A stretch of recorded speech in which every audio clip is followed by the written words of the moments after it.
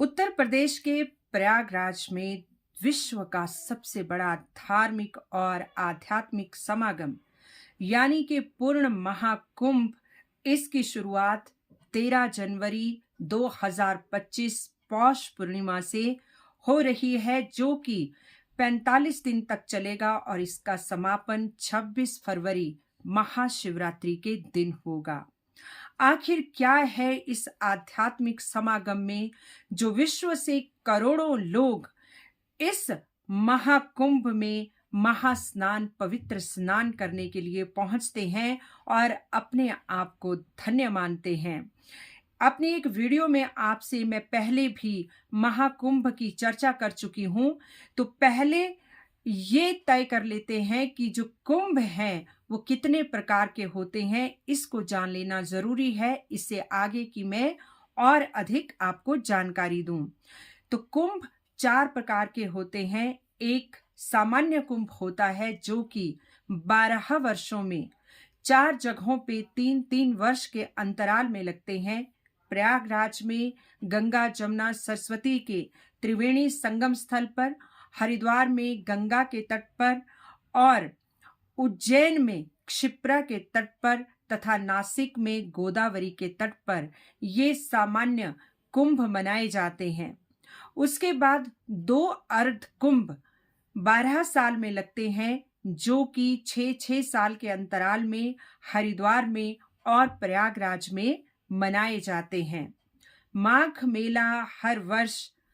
प्रयागराज में मनाया जाता है और माघ मेले का जो ये प्रसंग है, इसे हम तुलसीदास के रामचरितमानस के बालकांड में भी हमें पढ़ने को मिलता है, जहाँ पर कि ऋषि भारद्वाज जी के आश्रम में माघ मेले के समय सभी साधु संत ऋषि मुनि उनसे वेद और तत्व ज्ञान पर चर्चा करने आते हैं।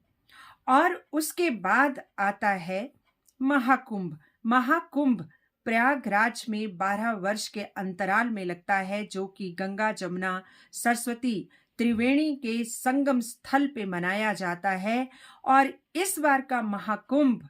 इसलिए भी अत्यधिक महत्वपूर्ण है क्योंकि 12 महाकुंभ पूर्ण होने के बाद यानी कि 144 वर्ष जब पूरे हो जाते हैं, तो जो महाकुंभ होता है उसे पूर्ण महाकुंभ कहते हैं। और ये पूर्ण महाकुंभ इस बार प्रयागराज में 144 वर्षों के बाद होने जा रहा है और ये हम सब लोगों के लिए अत्यंत महत्वपूर्ण है। जो सनातन में विश्वास रखते हैं, जो हिंदू धर्म में आस्था रखते हैं, उनके लिए अत्यधिक महत्वपूर्ण है, क्योंकि ये इस सदी के लोगों के लिए ऐसा पूर्ण महाकुंभ है जो अब शायद इस सदी के लोग नहीं देख पाएंगे, क्योंकि दूसरा पूर्ण महाकुंभ 144 वर्षों के बाद होगा, जो कि 22वीं सदी में होगा। इसलिए इस बार का पूर्ण महाकुंभ अत्यंत महत्वपूर्ण है। और इस बार पूर्ण महाकुंभ की प्रयागराज में अत्यधिक तैयारियां की गई है, बहुत वैभव है और प्रयाग नगरी जो है वो जगमग जगमग कर रही है। नाना प्रकार के साधु, नाना प्रकार के नागा और तरह तरह के मुनि तपस्वी वहां पे पधारे हुए हैं, जिनका मैं अलग से एक वीडियो में आपके साथ वर्णन करूंगी। और उन साधु और वो संत इतने विशिष्ट हैं, वो इस तरह की साधना कर रहे हैं जो साधना करना एक आम आदमी के लिए उसके वश से तो बाहर ही है, बल्कि उस तरह की साधना करना भी किसी सामान्य व्यक्ति के सोच से परे हो सकती है। पिछली बार जब 2019 में प्रयागराज में महाकुंभ हुआ था, तो गणना के हिसाब से 10,000 युवा जो है वो साधु बन गए थे और इन 10,000 युवाओं में अधिकतर लोग इंजीनियर थे और ग्रेजुएट थे। तो आखिर महाकुंभ में, आखिर हमारे हिंदू सनातन धर्म में ऐसा कौन सा आकर्षण है कि सारे के सारे युवा बहुत अमीर अमीर लोग भी अपनी करोड़ों की संपत्तियां दान करके महाकुंभ में साधु हो जाते हैं। यहाँ तक कि महाकुंभ में बहुत सारे लोग अपना भी श्राद्ध कर लेते हैं और इस दुनिया से परे हो जाते हैं, अपना तर्पण कर लेते हैं, आत्म तर्पण कर लेते हैं, ताकि उनके मरणोपरांत जिनके बच्चे विदेश में सेटल हो गए हों या जिनके बच्चे नहीं हो या जिन्हें अपने बच्चों से या नाते रिश्तेदारों से कोई उम्मीद नहीं है कि वो उनके श्राद्ध तर्पण करेंगे, तो ऐसे लोग भी प्रयागराज के महाकुंभ में, और वो भी पूर्ण महाकुंभ, उसमें अपना तर्पण स्वयं ही कर देते हैं ताकि उन्हें जन्म मृत्यु के बंधन से मुक्ति मिले और उनके मरण के बाद होने वाले जितने भी श्राद्ध कार्य हैं, जितने भी तर्पण के कार्य हैं, वो सारे के सारे उनके जीते जी ही संपन्न हो जाएं। तो प्रयागराज में इस बार 5 शाही स्नान हैं और इन 5 शाही स्नानों की तिथियों का मैं आपके साथ वर्णन कर लेती हूँ, जिन्हें जानना अत्यधिक महत्वपूर्ण है। क्योंकि जो महाकुंभ के 45 दिन हैं, भले ही आप इन 45 दिनों में कभी भी स्नान कर लें, उसका आपको लाभ मिलेगा ही मिलेगा, लेकिन जो 5 शाही स्नान की तिथियां हैं, उस तिथि पे स्नान करने से कहते हैं कि हमें मोक्ष की प्राप्ति होती है, हमारे जन्मों जन्मों के जो पाप हैं वो मिट जाते हैं और हमारी 3 पीढ़ियां जो हमसे पहले पूर्वज होते हैं वो तृप्त हो जाते हैं। यही नहीं, इन शाही तिथियों में स्नान करने से हमें अश्वमेघ यज्ञ के करने के बराबर पुण्य मिलता है। महाकुंभ स्नान की जो महत्वपूर्ण तिथियां हैं वो कृपया आप नोट कर लें। पहली महाकुंभ स्नान की तिथि है 14 जनवरी मकर संक्रांति के दिन। दूसरी महाकुंभ स्नान की तिथि 29 जनवरी, जिस दिन की मौनी अमावस्या है। और तीसरी महाकुंभ स्नान की तिथि है 3 फरवरी वसंत पंचमी के दिन। 12 फरवरी के दिन माघी पूर्णिमा है और माघी पूर्णिमा पे तो यूं भी हर साल प्रयागराज में माघ मेला लगता ही लगता है और इस दिन स्नान करने से हमें अक्षय पुण्यों की प्राप्ति होती है।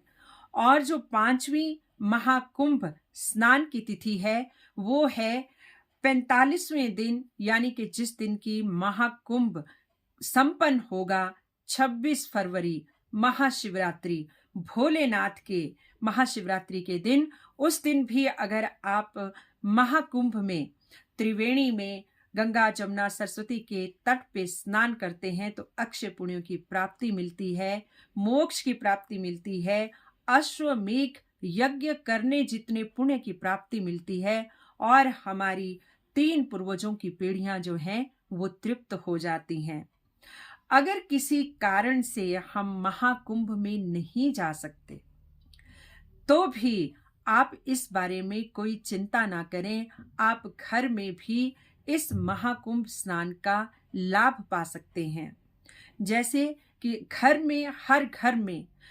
किसी न किसी पवित्र तीर्थ स्थल का जल पड़ा ही पड़ा होता है, चाहे प्रयागराज का हो, चाहे क्षिप्रा का हो, चाहे गोदावरी का हो या गंगा का हो। तो उस अपने जो स्नान करने वाला आपका पानी है उसमें उसे मिश्रित करें और उससे स्नान करें तो भी आपको अक्षय पुण्यों की प्राप्ति होगी।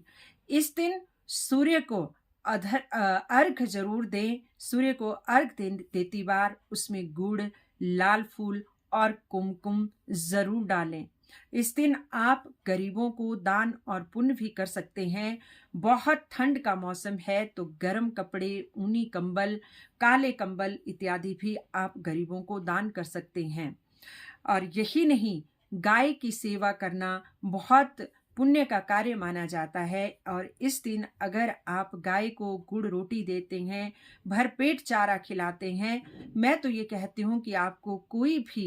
अगर लावारिस गाय दिखती हो तो जरूर ही नहीं किन्हीं विशिष्ट तिथियों पे उनकी सेवा करें, बल्कि जितना भी आपसे बन पड़ता हो उनकी सेवा कीजिए, सदा आपको गाय का आशीर्वाद मिलेगा, क्योंकि सनातन में गाय को माँ का दर्जा दिया गया है। ये बात अलग है कि विकास के चलते हमने गाय को दरकिनार कर दिया है और इसके चलते हमारा ये जो पशुधन है, जो कि हमारे परिवार का एक मेंबर होता था, वो जो है आज सड़कों पे आ गया है, मारा मारा फिर रहा है, भूखा मर रहा है। तो इस तरह से गाय की भी अगर आप सेवा करते हैं या किसी गाय को आप जैसे गोदी ले लेते हैं, भले ही आप कोई पशुशाला ना खोलें, लेकिन आपके मोहल्ले में गली में कोई गाय है, तो उसका अगर उसको कहीं लगती है, कोई दुर्घटना उसके साथ होती है या रोज आती है, तो उसके खाने पीने का, जल का, घास का, हरी सब्जियों का,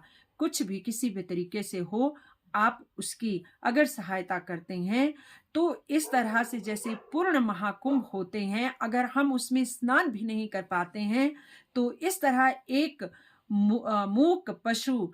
उसकी अगर हम सहायता कर देते हैं, तो भी हमें अक्षय पुण्यों की प्राप्ति होती है। तो महाकुंभ में बहुत कुछ इस बार जो है घटित हो रहा है। बहुत तरह तरह के साधु अजब गजब निराले वहां पहुंचे हैं, शाही स्नान के लिए पहुंच चुके हैं। और इस बार भी बहुत सारे लोग जो हैं वो अपनी करोड़ों की प्रॉपर्टीज छोड़ के कहते हैं कि साधु बन रहे हैं। अभी भी हाल ही में एक खबर मिली थी, एक सूचना मिली थी कि 13 वर्षीय लड़की जो है वो साधु हो गई हैं। और आज भी मैं एक कहीं से सूचना पढ़ रही थी कि एक बहुत ही करोड़ोंपति परिवार के बेटा और बेटी दोनों ने ही, वो भी दोनों महाकुंभ में साधु बनने जा रहे हैं। तो इस बार देखते हैं कि कितने लोग साधु बनते हैं महाकुंभ में,